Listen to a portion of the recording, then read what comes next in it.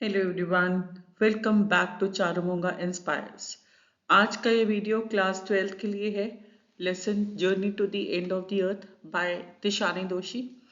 And ये chapter examination point of view से काफ़ी ज़्यादा इम्पॉर्टेंट है।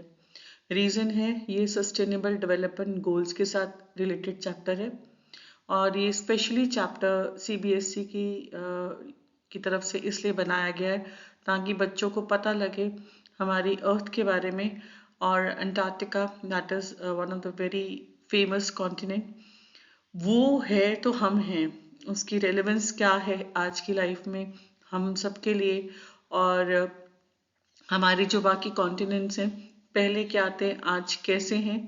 सो this chapter is going to be very interesting और specially again I said you ये फोकस कराता है कि हमें अपनी फ्यूचर जनरेशन्स को कैसे सेव करना है। So without wasting any time let's move to the chapter. So let's have a glance at this chapter's writer. As you all can see in this picture, who is she? ये कौन है? She is Tishani Doshi, the writer of this lesson. Tishani Doshi is a very reflective and observant writer. बहुत ही इनके जो writings होती हैं वो बहुत ही ज़्यादा रिफ्लेक्ट करती है इन्वायरमेंटल इश्यूज के ऊपर, जो कि because she is deeply concern about the environment.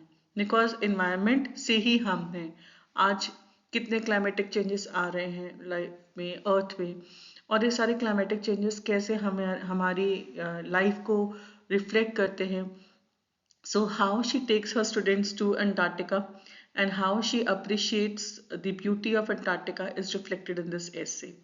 Now she has appreciated the interconnectedness of natural systems. इन्होंने इसमें क्या appreciate किया है, interconnectedness of natural system, कि natural systems की वजह से वो कैसे interconnected हैं through earth and to other planets also, जिसकी ये अंटार्कटिका ही है जिसकी वजह से we all are living. Because वहाँ के जो ग्लेशियर्स हैं, वहाँ के जो आइस शीट्स हैं, अगर वो मेल्ट होने शुरू हो जाएंगे तो it will impact the entire humanity.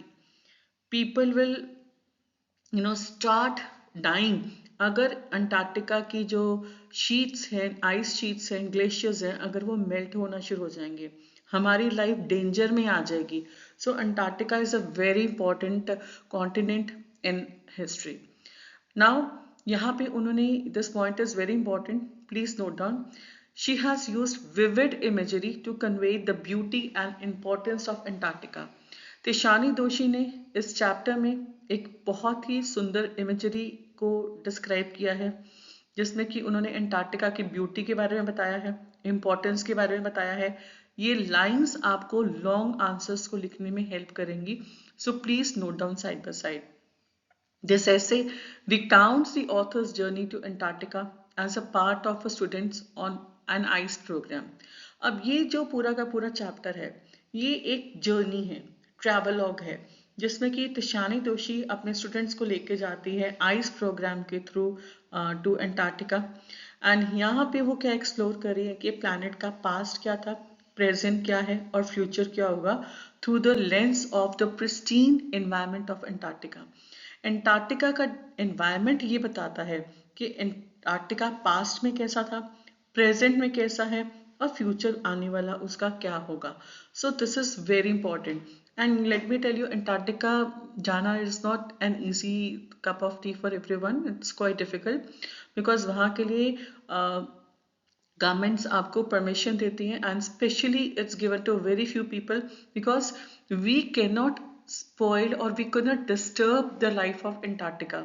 जैसे आप देखते हैं टूरिस्ट आजकल हिल स्टेशंस पे जाते हैं, वहाँ पे जब ठंड का टाइम है, it's cold season going on, तो वहाँ पे स्नोफॉल होती है, स्नो में जाके खेलते हैं, इंजॉय करते हैं, but it is not allowed in Antarctica because वहाँ के इन्वायरमेंट को डिस्टर्ब करने का मतलब है we are spoiling the ecological balance of the earth.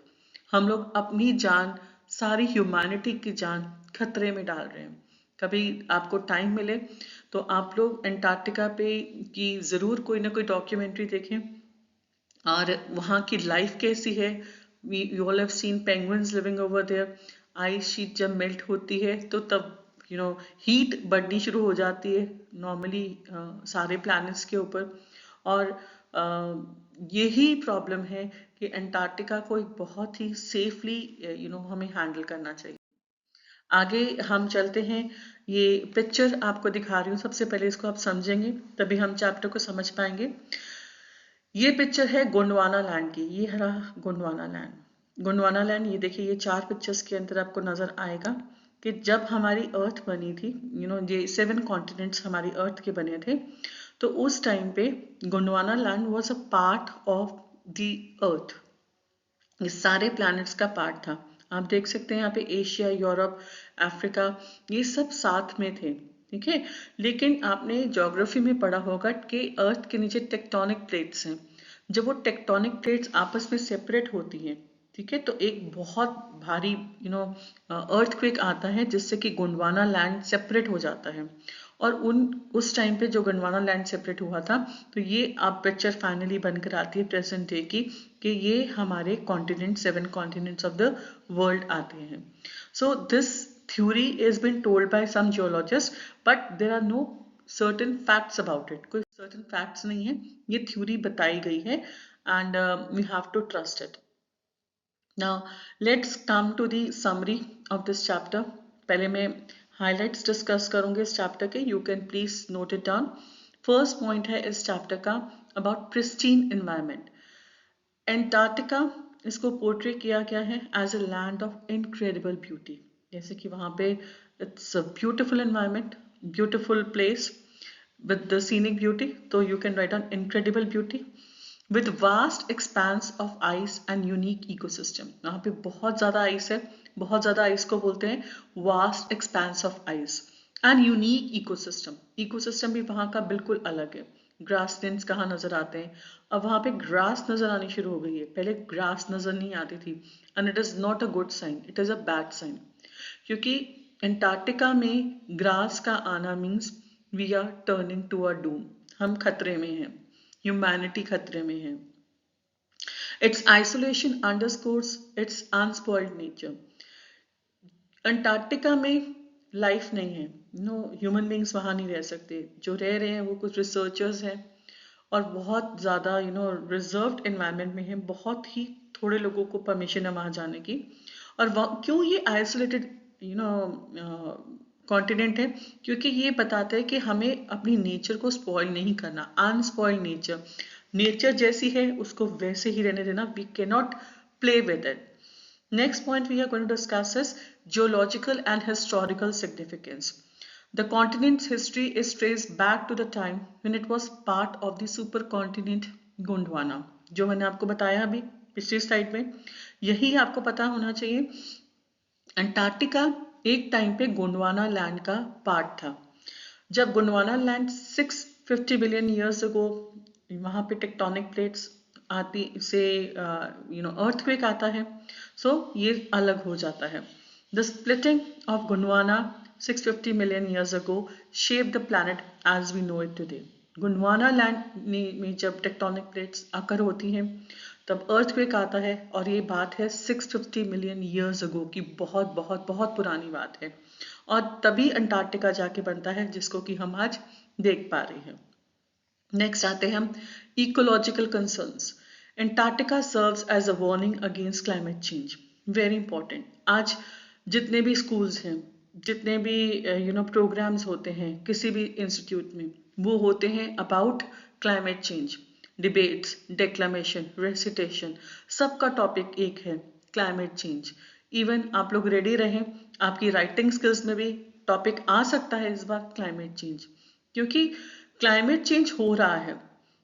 Summers में इंटेंस हीट हो रही है, रेनफॉल कम हो रही है, विंटर्स की ड्यूरेशन कम हो रही है। अगर विंटर्स की ड्यूरेशन कम हो जाए और समर्स की ड्यूरेशन ज्यादा हो जाए, that phase is called as a climate change.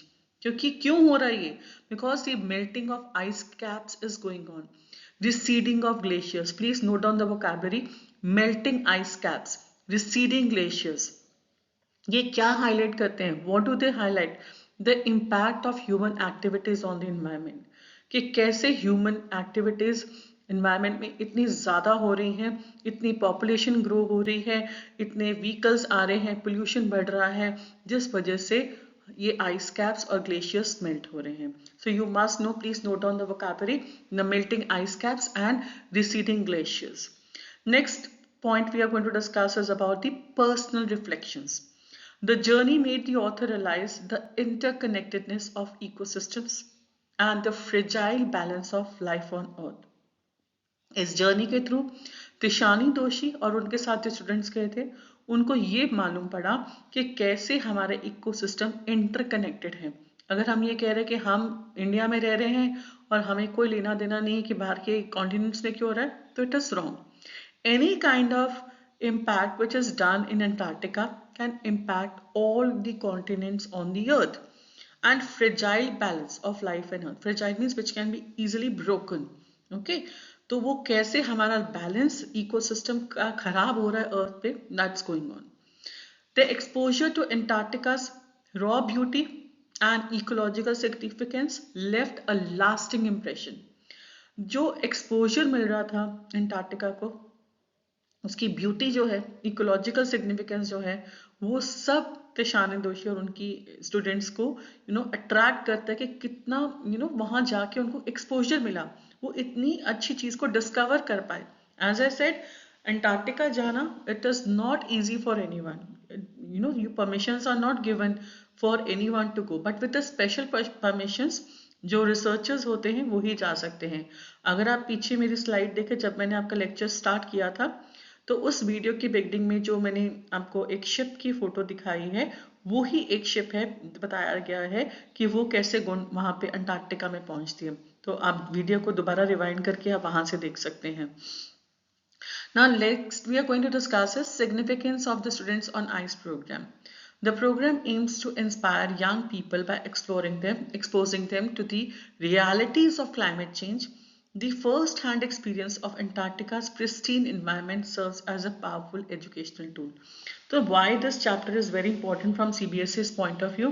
क्योंकि इस चैप्टर के थ्रू आपको ये पता लगता है कि बच्चों को एक्सपोजर मिलता है, उनको इंस्पायर करता है यंग पीपल, यंग जनरेशन को, कि वो रियलिटीज देखिए कि क्लाइमेट चेंज की रियलिटीज क्या हैं. वहां से उनको फर्स्ट हैंड एक्सपीरियंस मिलता है. Please note down this word, first hand experience. This is also going to enhance your vocabulary. First hand experience का मतलब होता है जब आप किसी जगह पे जाते हैं और वहां जाके खुद अपनी आई विटनेस बनते हैं उस जगह को देखने के, that is called as the first hand experience. So the students along with Tishani Doshi go to Antarctica and they get the first hand experience of the pristine environment. Please note down the beautiful environment. उसकी vocabulary क्या है? Pristine environment. और यही word लिख कर आएंगे तो देखिए आपका आंसर कितनी अच्छी वोकैबुलरी के साथ ग्लोरीफाई होता है. And it serves as a powerful educational tool. Educational tool का मतलब क्या है बेटा? एजुकेशन सिर्फ क्लासेस में ब्लैक बोर्ड पे लिखने का, पढ़ाने का नाम नहीं है. When you start exploring the things what you have read inside the classroom, you move outside the classroom and explore. So then education becomes as a powerful tool for all of you. Next हम चलते हैं about the message of the chapter. Please note down the message of the chapter. Very important, ये आ सकता है. The essay emphasizes, essay क्यों कहा गया है? क्योंकि essays होते हैं जो आपको स्टोरी नहीं है, ये कोई टॉपिक है जिसके ऊपर रिफ्लेक्ट कर रहा है ऑथर, तो that is why it is called as an essay. The essay emphasizes the importance of environmental conservation. Please note on environmental conservation and understanding a planet's past to secure its future. यहाँ आता है आपका sustainable development goals, SDG, जो कि CBSE ने कहा है एक क्वेश्चन आपको आएगा ही आएगा about sustainable development goal. So this is the chapter which is connected to sustainable development goal. इससे हम क्या अंडरस्टैंड कर रहे हैं? प्लैनेट के पास्ट के बारे में, so can it can secure its future. Antarctica stands as a reminder of nature's resilience and its vulnerability to human actions. कि नेचर कैसे टॉलरेट कर रही है. एंटार्क्टिका किस लिए एक रिमाइंडर है कि नेचर कैसी टॉलरेट कर रही है पेशेंटली. वल्नरेबिलिटी मीन्स जो क्रुएलिटी कर रहे हैं ह्यूमन एक्शंस, ह्यूमन बींग्स जो क्रुएलिटी कर रहे हैं towards the nature. And you can even add up these points. It also highlights the interdependence between human life and environment, stresses the importance of learning from history to preserve the future. हम history के Gondwana land को अगर पढ़ेंगे, हमें पता होगा Gondwana land क्या है, तभी हमें समझ आएगा अंटार्कटिका के बारे में, तभी हमें पता लगेगा कि how we have to preserve a future. क्योंकि एसडीजी गोल्स का मेन फोकस क्या है कि आज की जनरेशन को बताना how to preserve the future. Sustainable development goals का मेन फोकस किसकी तरफ है कि जो हमें प्रॉब्लम्स हमें अपने एनवायरनमेंट में आज के टाइम पे फेस करनी पड़ रही हैं, वो हमारी जनरेशन उसको कैसे सेव करे for our coming generations. It also encourages environmental consciousness and proactive measures that combat climate change. इससे क्या पता लग रहा है? It is encouraging what?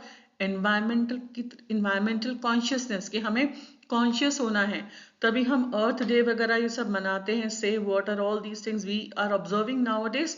Reason क्या है कि we have to be very much responsible towards saving our environment. And proactive measures that how we can combat का मतलब होता है fight. कैसे हम climate change को जो चीजें reflect करती हैं उनके साथ हम कैसे fight कर सके, how can we save our earth. अब चलते हैं कुछ चैप्टर की डीपर एनालिसिस की तरफ.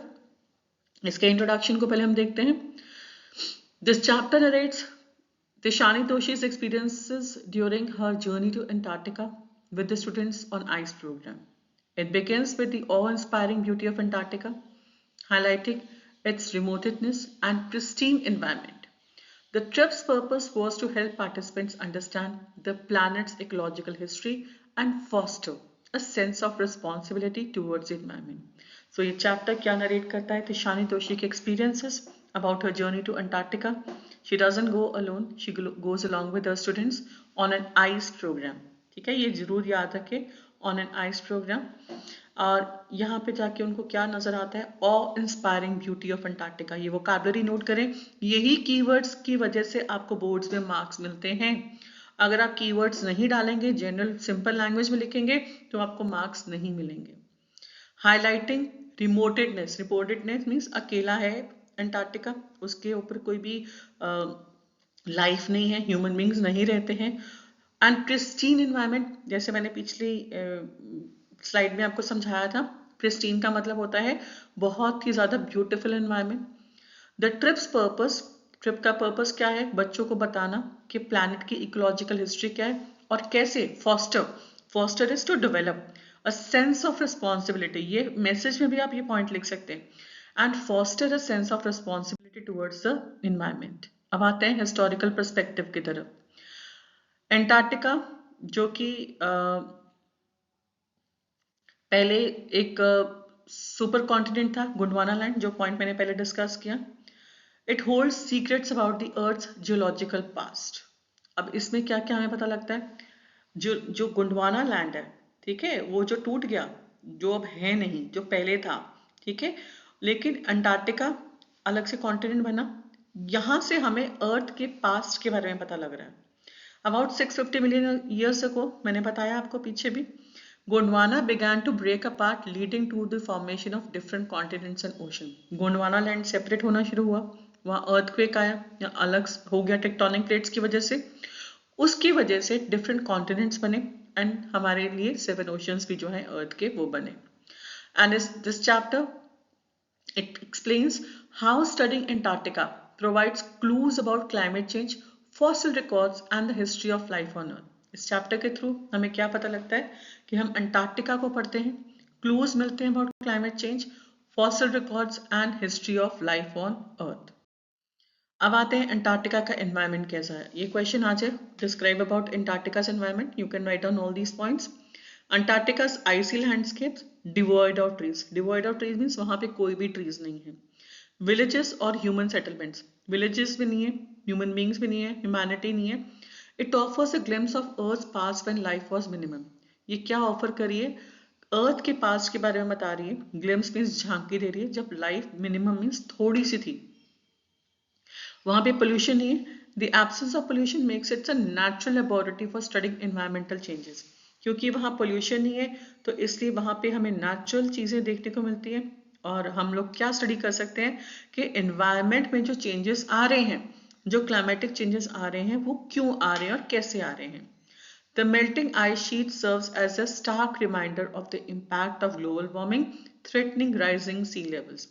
जो ice sheets melt हो रही है वो हमें remind दे रही है. Stark means they are giving you a very strict reminder कि आप लोग जो ह्यूमन बींग्स कर रहे हो ना उसका इम्पैक्ट कौन कर रहा है, किस पे होगा, ग्लोबल वार्मिंग पे. वो थ्रेटन क्या कर रहा है कि जो सी लेवल्स राइज हो रहे हैं ना उससे आप लोग जल्दी खत्म हो जाओगे, इसलिए अभी भी टाइम है, अपनी अर्थ को सेव करो. Next comes personal reflections. Tishani Doshi describes her significance of in the face of Antarctica's vastness and beauty. उन्होंने तिशानी दोशी ने क्या डिस्क्राइब किया है कि अंटार्कटिका की वास्ट ब्यूटी के बारे में. The journey reinforced her understanding of her interconnectedness of ecosystem and the need to protect them. हमने उनको कैसे प्रोटेक्ट करना है, कैसे हम इंटरकनेक्टेड हैं. ये सेम वर्ड्स बार बार रिपीट कर रही हूँ क्योंकि चैप्टर में यही है. इट इज़ 1.5 पेज चैप्टर, ज़्यादा लंबा नहीं है. ये कीवर्ड्स को आप लर्न करें. And she emphasizes the importance of collective efforts to address environmental challenges. इसमें क्या emphasize कर रहे हैं कि हमें कैसे collectively इस environmental challenges को face करना है और उनको बदलना है. अब यहाँ पे very important question can come, what was the role of students on ICE program? ये exams में question आ सकता है. The program provides young students with the opportunity to witness the stark realities of climate change. हमने first hand experience भी किया था. यहाँ बच्चों को young students, word आपने students नहीं लिखना, सिर्फ young students लिखना है. इससे उनको opportunity मिलती है कि वो witness करें stark realities कौन सी हैं climate change की. और ये also it aims to inspire participants to take proactive step towards environmental conservation. इससे उनको इंस्पायर किया जाए पार्टिसिपेंट्स को ताकि वो प्रोएक्टिव स्टेप्स उठाएं. ये मैसेज का भी पॉइंट है और ये आपका सस्टेनेबल डेवलपमेंट गोल का भी पॉइंट है. इससे उनको पता लगता है कि कैसे प्रोएक्टिव स्टेप्स के साथ वो एनवायरनमेंट को कंजर्व कर सकते हैं. So the author praises the initiative for fostering a deeper appreciation for the planet's fragility. Author praise कर रहा है, initiative ले रहा है कि how we can appreciate the planet's fragility. Fragility means which is getting spoiled. So let's come to the conclusion. The journey to Antarctica is not just a geographical expedition, but also an emotional and intellectual awakening. It underscores the urgent need to learn from the past and take decisive actions to ensure the future sustainability of the planet. So जो Antarctica है ये हमारा geographical expedition है, ठीक है. और इससे हमें हमारी इंटेलेक्चुअल और इमोशनल अवेकनिंग ही नहीं सिर्फ हो रही है, इससे हमें ये भी पता लग रहा है कि पास्ट ने प्रेजेंट को कैसे रिफ्लेक्ट किया और हमने फ्यूचर में अपने प्लैनेट को कैसे सर्व करना है, प्रिजर्व करना है. ये सारी लाइंस लिख लें बिकॉज आपको लॉन्ग आंसर्स में ये बहुत हेल्प करेंगी.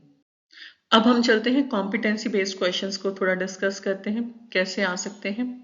How does the geological history of Gondwana explain current ecological system. So how will you write a Gondwana's history is pivotal. Pivotal का मतलब होता है इंपॉर्टेंट. जरूरी नहीं है आपने हर जगह वर्ड इंपॉर्टेंट ही लिखना है. You can use your vocabulary, this can help you to crack your CUT exam also. वहां पे सिनोनियम आ सकता है. Pivotal means important. In understanding today's ecological system, the supercontinents break up cause the formation of continents and diverse climates leading to the evolution of distinct ecosystem. Fossil records from Gondwana help scientists trace species migration, plant evolution, and the Gondwana help scientists trace species migration, plant evolution, and the origins of climatic patterns.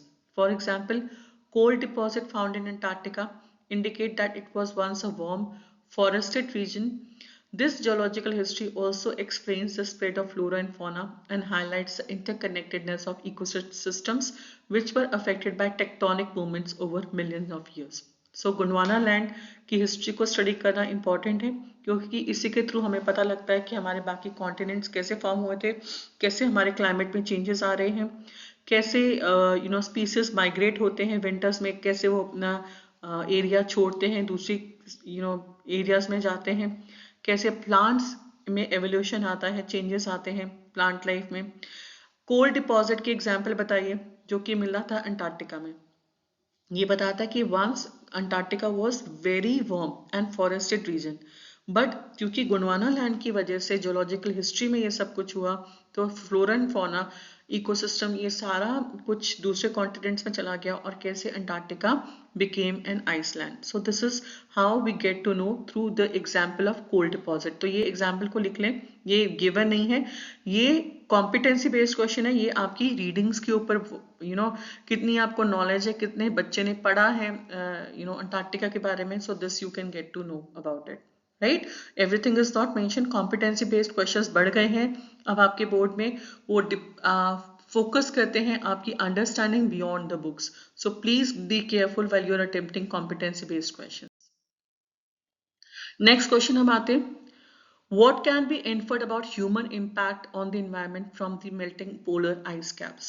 ये word inferred आप जरूर note करें, ये blooms taxonomy की तरफ से है. Bloom जो कि एक बहुत ही बड़े फिलोसोफर थे एंड साइकोलॉजिस्ट, उन्होंने ये वर्ड लिखा है infer. अब जो CBSE है उन्होंने काफी सारे ऐसे ब्लूम्स टेक्सोनॉमी से वर्ड्स उठाए जो आपको एग्जाम्स में आएंगे. कई बच्चे सोचेंगे इन्फर का मतलब क्या होता है. इसका मतलब है, हिंदी में बोलते हैं निष्कर्ष. आप क्या निष्कर्ष निकालते हैं, किस कंक्लूजन पे आते हैं. What can you deduce about the human impact on environment from the melting polar ice caps. So how can we write on this answer. Question आ गया तो आप क्या लिखेंगे. आंसर बहुत जनरल है, ये आपकी अंडरस्टैंडिंग पे बेस है. काफी बच्चे कहेंगे मुझे तो ये चैप्टर नहीं आता, छोड़ दो. बट इससे इजी चैप्टर कोई नहीं है, क्योंकि इस पे वही सब चीजें हैं जो आप 8th 9th 10th तक generally social sciences, environmental studies में ये सब करते आ रहे हैं. The melting polar ice caps signal the profound impact of human activities. Profound means huge. अब ये भी देखें सिनोनियम आता है, जब आप वर्ड यूज करते हैं huge, तो एक बहुत बड़ा इम्पैक्ट, उसका सिनोनियम क्या होता है, profound impact of human activities such as industrialization and deforestation on climate change. The increasing levels of greenhouse gases are causing global temperatures to rise. Deforestation हो रहा है, क्लाइमेट चेंज हो रहा है, जनरल पॉइंट जो आप लिखते हैं. और इससे क्या क्या इंक्रीज हो रहा है, ग्रीन हाउस गैसेज इंक्रीज हो रहे हैं, जिससे ग्लोबल टेम्परेचर्स बढ़ रहे हैं, leading to the levels of rapid melting of ice sheets melt हो रही हैं. This results in rising sea levels, threatening coastal areas and disturbing ecosystem. इससे क्या हो रहा है, सी लेवल राइज हो रहे हैं, थ्रेटन कर रहे हैं कोस्टल लाइफ को, इकोसिस्टम खराब हो रहे हैं. And this phenomenon serves as a warning about the urgent need. अभी हमें urgently अपनी global efforts को बढ़ाना चाहिए, ताकि हम adverse effect जो हो रहे क्लाइमेट चेंज पे उसको रोक सकें. अब चलते हैं एप्लीकेशन बेस्ड क्वेश्चन की तरफ. ये भी बहुत इंपॉर्टेंट है. आजकल एप्लीकेशन बेस्ड क्वेश्चन आ रहे हैं डायरी एंट्री की फॉर्म में, तो आपको आना चाहिए. एक स्पीच की फॉर्म में भी आ सकता है, डिबेट की फॉर्म में आ सकता है. So you must be aware about it. इनके फॉर्मेट्स को अच्छे से एक बार कर लें. डिबेट हो गया, स्पीच हो गया, डायरी एंट्री हो गया. अगर एक क्वेश्चन आता है, if given a chance how would you contribute to preserving Antarctica's ecosystem, ये आपके ऊपर है, आप जो लिखना चाहें. लैंग्वेज अच्छी जरूर लिखें. एक बात है, पॉइंट्स हर सेंटेंस में अलग होना चाहिए.